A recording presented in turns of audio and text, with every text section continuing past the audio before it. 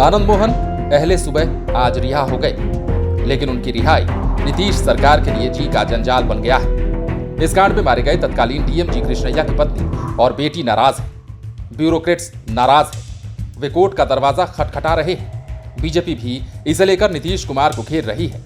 मायावती से लेकर चिराग पासवान तक ने नीतीश सरकार को कटघरे में खड़ा कर दिया है। दलितों के भी नाराज होने की बात कही जा रही है। कहा तो यह भी जा रहा है कि आनंद मोहन समेत उनका परिवार भी उनकी रिहाई पर इस नए सियासी विवाद से टेंशन में आ गया है। वहीं दलितों में पैठ बनाने के लिए नीतीश कुमार और तेजस्वी यादव की पार्टी सियासी दांव चल रही है। ऐसे में बड़ा सवाल ये है कि नीतीश तेजस्वी के इस दांव से क्या दलितों का गुस्सा उतरेगा। दरअसल लोकसभा चुनाव 2024 की उल्टी गिनती शुरू हो चुकी है। इसे लेकर जाति और धर्म से लेकर हर मुद्दे पर राजनीतिक पार्टियां रोटी सेक रही है। इसे लेकर बयानबाजी भी तेज है और इसी बीच बड़ी सियासी घटना सामने आ गई। बिहार सरकार ने कानून में संशोधन कर जेल में बंद आनंद मोहन की रिहाई का रास्ता साफ कर दिया और इसे लेकर आवाज उठ रही थी कि आनंद मोहन बेटे विधायक चेतन आनंद की सगाई में शामिल होने के लिए पैरोल पर बाहर भी आ गए। इसे संजोग कहें या कुछ और, जिस दिन चेतन आनंद की सगाई थी उसी दिन बिहार सरकार का वो आदेश भी आ गया जिसका आनंद मोहन समेत पूरे राजपूत समाज को इंतजार था। सरकार ने आनंद मोहन समेत 27 कैदियों की सजा माफी के आदेश दिए और आज आनंद मोहन जेल से आजाद हो गए। यहां तक तो ठीक था, लेकिन आनंद मोहन की सजा माफी और रिहाई को लेकर बीजेपी सरकार को घेर रही है। इसे लेकर नीतीश कुमार पर हमले किए जा रहे हैं। इसे दलित समाज से अपमान के रूप में जोड़ा जा रहा है। दरअसल 1994 में मारे गए जी कृष्णैया दलित समाज से आते थे और इस केस में नामजद आनंद मोहन राजपूत समाज से।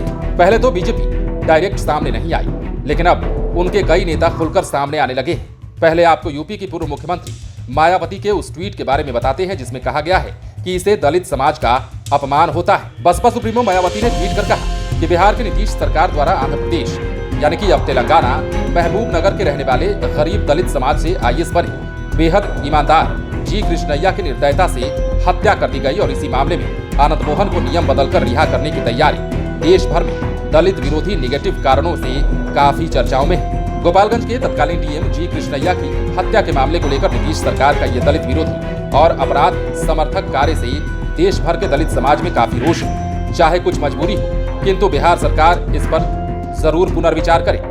दूसरी ओर चिराग पासवान ने भी इसे लेकर नीतीश कुमार पर कानून को अपने मन से तोड़ने और मरोड़ने का खूब आरोप लगाया।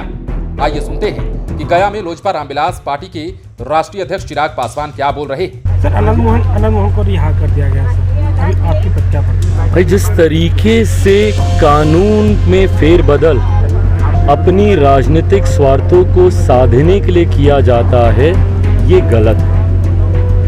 किसी को फंसाना हो तो कानून बना दिया जाए, किसी को बचाना हो तो कानून में फेरबदल कर दिया जाए।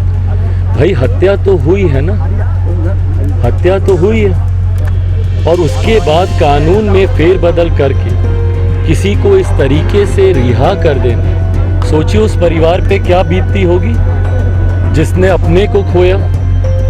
और ये कहीं ना कहीं जो मुख्यमंत्री नीतीश कुमार जी बांटने की राजनीति करते हैं, जातियों की राजनीति करते हैं, ये उसका एक और जीता जागता उदाहरण है।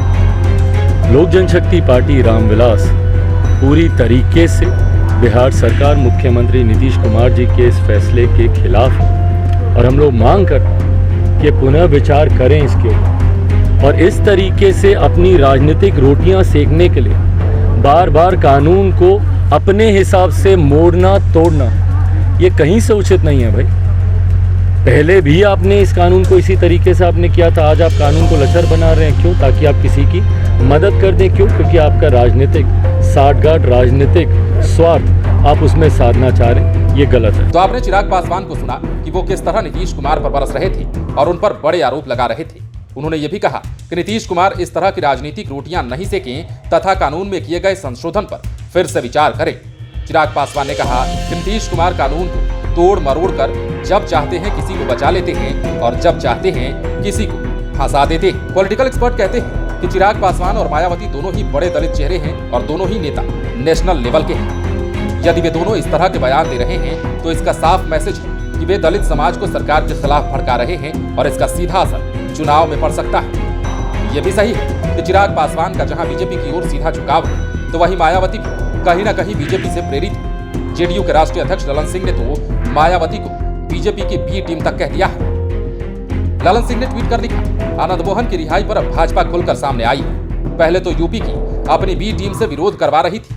बीजेपी को यह पता होना चाहिए कि नीतीश कुमार के सुशासन में आम व्यक्ति और खास व्यक्ति में कोई अंतर नहीं किया जाता है। आनंद मोहन ने पूरी सजा काटी और जो छूट किसी भी सजा याफ्ता को मिलती है वो छूट उन्हें नहीं मिल पा रही थी, क्योंकि खास लोगों के लिए नियम में प्रावधान किया गया था। नीतीश कुमार ने आम और खास के अंतर को समाप्त किया और एक रूपता लाई, तब उनकी रिहाई का रास्ता प्रशस्त हुआ। उन्होंने आगे लिखा कि अब भाजपाइयों के पेट में न जाने दर्द क्यों होने लगा है। दरअसल बीजेपी का सिद्धांत ही है विरोधियों पर फालतू तोतों को लगाना, अपनों को बचाना और विरोधियों को फंसाना। वह नीतीश कुमार के सुशासन में ना तो किसी को फंसाया जाता है और ना ही किसी को बचाया जाता है। इसी पर बीजेपी के नेता प्रतिपक्ष विजय सिन्हा ने कहा कि अब नीतीश कुमार अपराधियों को बेल भी कराते हैं। दरअसल पॉलिटिकल एक्सपर्ट के चश्मे से देखें तो ये सारा सियासी खिला राजपूत समाज और दलित समाज के वोट बैंक को लेकर है। यदि आंकड़े में जाएं तो पाते हैं कि बिहार की कुल आबादी में लगभग 16% दलित है। बिहार में दलित वोटों की काफी अहमियत है और इस समुदाय के वोट की दरकार लोकसभा चुनाव में सभी पार्टियों को है। आंकड़े बताते हैं कि यहाँ के हर लोकसभा निर्वाचन क्षेत्र में 40 से 50 हजार दलित वोटर हैं और ये वोट जिधर मुड़ जाता है उधर चांदी ही चांदी होती। दलितों में सर्वाधिक संख्या रविदास, मुसहर और पासवान जाति की है।